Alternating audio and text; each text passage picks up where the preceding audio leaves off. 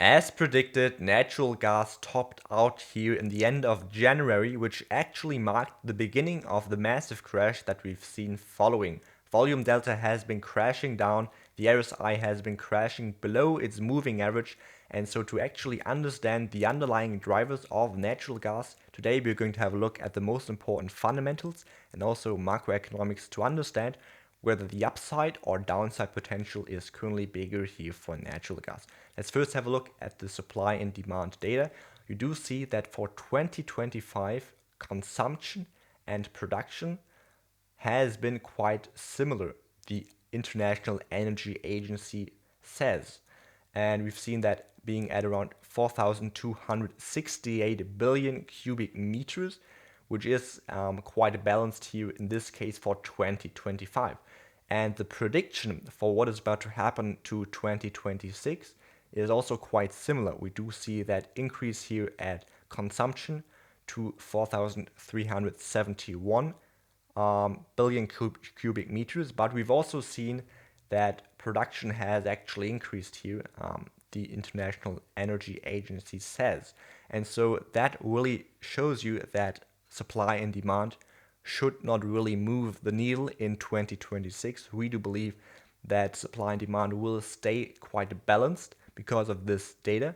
But if you have a look at the underlying macroeconomic drivers here on the weekly chart of natural gas, you can really understand those business cycles that are always repeating, and you can really understand where we are currently headed here at natural gas. You do see that the last few tops that we've witnessed here at natural gas actually coincided to specific points in time here at the PMI, at the gold to silver ratio, at the gold to S&P 500 ratio, and also at the dollar strength at the DXY. And so let's just have a look at those cycles and understand where we're currently headed.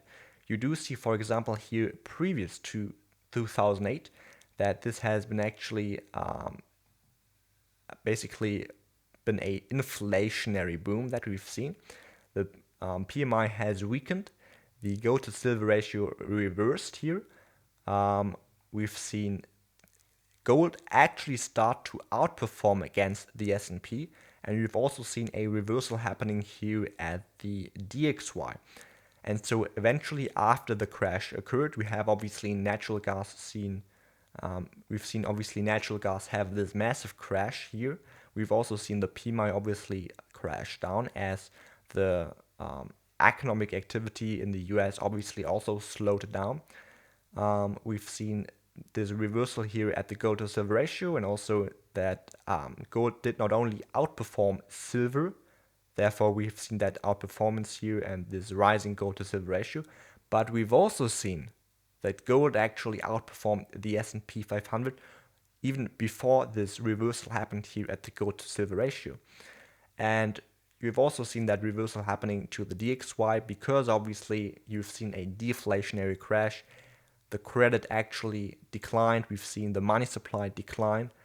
You have actually seen that bubble pop, and therefore we have seen that asset prices have been actually going down, and capital has been flowing into cash, and that's why we've seen the volume. That's why we've seen the dollar actually rising in result of this crash happening, and exactly that is what happened in those previous cycles. It is always the same. You do see a inflationary build up of the bubble, and then you do see a deflationary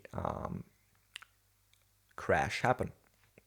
And if you now have a look at the PMI, you do see those cycles beautifully represented, and those tops that we've seen happening here at the PMI, which is essentially just a survey for economic activity in the US. That really shows you that natural gas is probably more driven by the PMI than by weather. We do believe that the industrial demand is one of the most important drivers.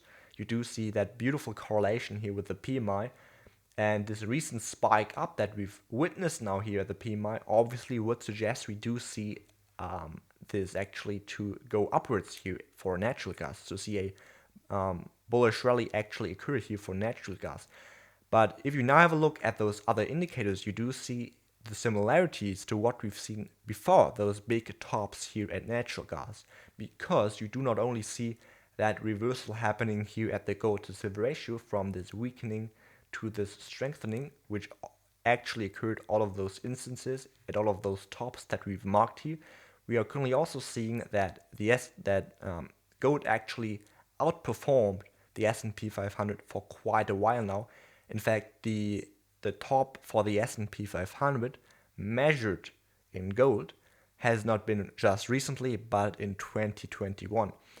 And if you now have a look at the DXY, you do understand why, because obviously the DXY has weakened. We've seen the thing that you measure the S&P 500 with actually decline in value. And that's what we've seen happen since 2021. And historically, when this DXY actually hit this trend line here in the last few decades, we've seen that actually lead to a reversal. We've seen that lead to the dollar strengthening again, and obviously marking those tops that we've seen here at natural gas. And so those indicators do really show you where we're currently headed. We do see that the PMI is spiking up, but we've seen exactly the same thing before the COVID crash. We've seen that probably just being a result of what we've seen happening to the DXY and generally the asset price inflation that has been going on, and that has been beautifully represented by the surge in gold and silver prices. And also, obviously, natural gas witnessed a massive surge here in recent days. But we have now seen that crash happen here to natural gas. And so concerning those factors that we've just assessed, those empirical evidences that we do see here on the chart, they obviously speak the language of a deflationary crash happening next. If you now just have a look at what happened before the great financial crisis, you do have a exact representation of what we are currently seeing happening. You have seen the natural gas prices soar up. You have seen the PMI actually slowing down here, having this long-term downward trend. We have actually not seen a real upwards trend here at the PMI for quite a while now. We have seen a big phase of consolidation happening, which actually also is quite similar to what we've seen happen before the great financial crisis.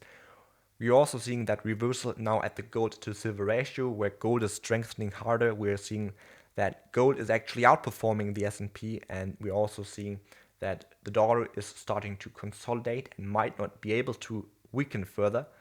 Obviously, this time could be different, but we never know what is about to happen. And also, we at Kronos are obviously not having any kind of abilities to predict the future, but we do have the ability to analyze the future in a rational and empirical way, and that's what we are doing here on the channel. And so if you appreciate this effort here, please make sure to subscribe to our channel and like the video so you don't miss future update videos, and also support us for work here on YouTube.